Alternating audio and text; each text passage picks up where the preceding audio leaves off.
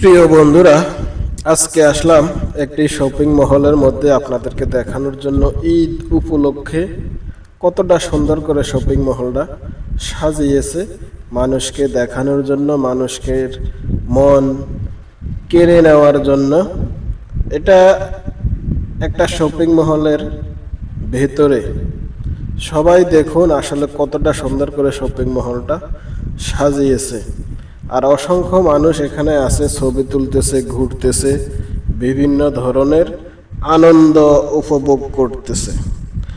আর কিছুক্ষণের মধ্যে আমি দেখানোর চেষ্টা করব একটা ডায়মন্ড।